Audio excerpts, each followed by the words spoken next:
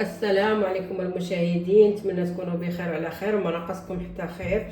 اليوم ان شاء الله غادي نشارك معكم الجلبانه اليابسه كما كتشوفوا. هي صراحه كتجي بواحد الطريقه اللي زوينه. وعندي هنا كما كتشوفوا قطعت حبه ديال المطيشه، قطعت جوج فليقات ديال الثومه، قطعت هنا قزبر ومعدنوس كما كيبان لكم.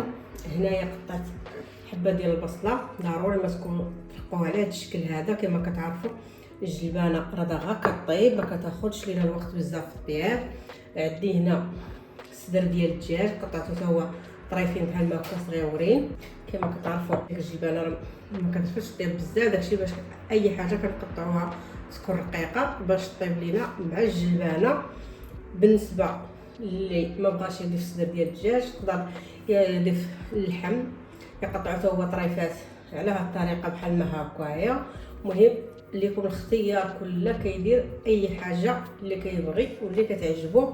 اي حاجه درتوها فيها وضفتوها فيها صراحه راه كتجي واحد الجلبانه اللي زوينه، كتجي بواحد المذاق اللي زوين. كما كنعرفوا الجلبانه كلشي كتعجبو وكلشي تياكلها، وعلاش لا اللي ما تستافدوا منها حتى هي يابسه تستافدوا منها حتى هي كنطيبوها. الصراحه كتجي شي حاجه اللي زوينه. وها نتوما معايا تشوفوا الطريقه ها ديال الطياب وديال الطيب، كيفاش غادي نصوبها كيفاش غادي نطيبها. وها نتوما معايا.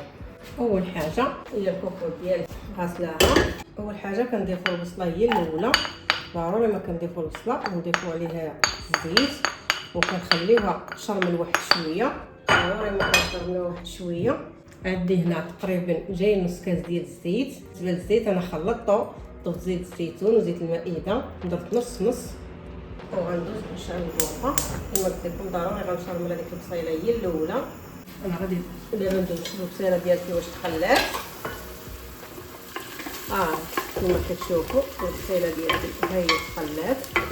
انا غنضيف عليها داك الصدر ديال الدجاج، جا ضفت عليه الملون كما كتشوفوا.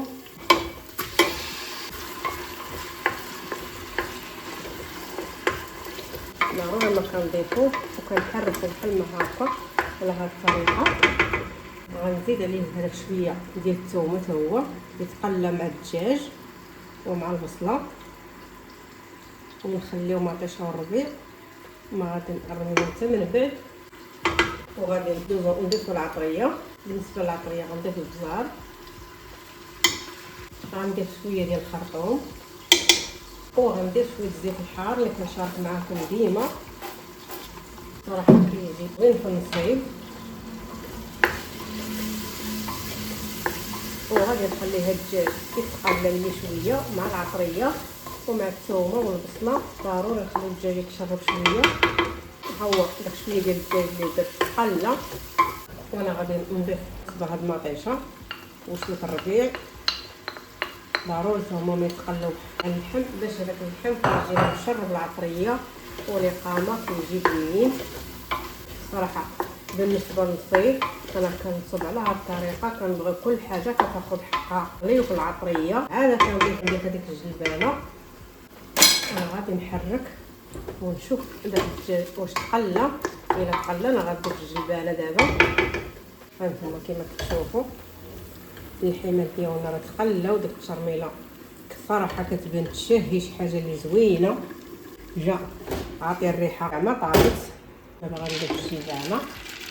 طيب ما ضفت الجلبانه غنضيف بحال ما هكا التحميره شويه.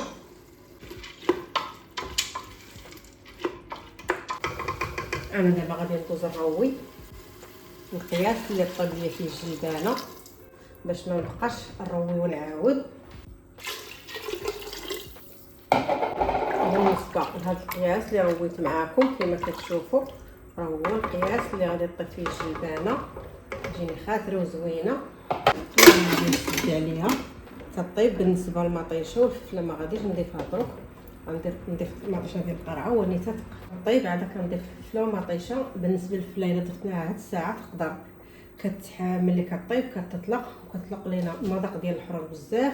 يقدر يجينا الماكله حاره، داكشي باش ما كنضيفوها حتى الاخر. وهانتوما معايا ملي طيب غادي تشوفوا الشكل ديالها النهائي كيفاش جا. هانتوما كما كتشوفوا انا ديت البوطه الكوكو نخليها تتنفس شويه، عاد نحل وندوز نشوف هذيك الجبانه واش طابت. ضروري ما كنخليوها تتنفس شويه مزيان، ماشي على نسلوها كتكون جامعه النفس. على الطريقه بحال كل شويه شويه.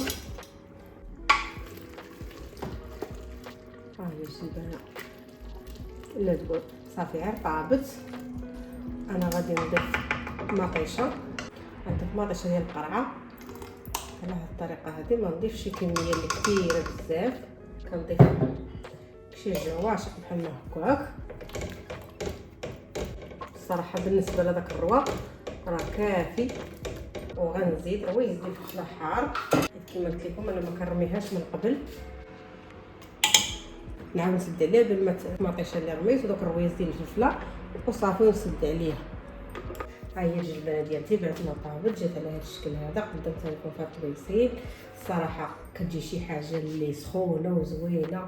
وعلاش لا اللي ما ناكلوش الجبنه تستافدوا منها، هي خضراء وهي يابسه. الصراحه كتجي شي حاجه اللي زوينه، شي اكله اللي صحيه وزوينه في نفس الوقت.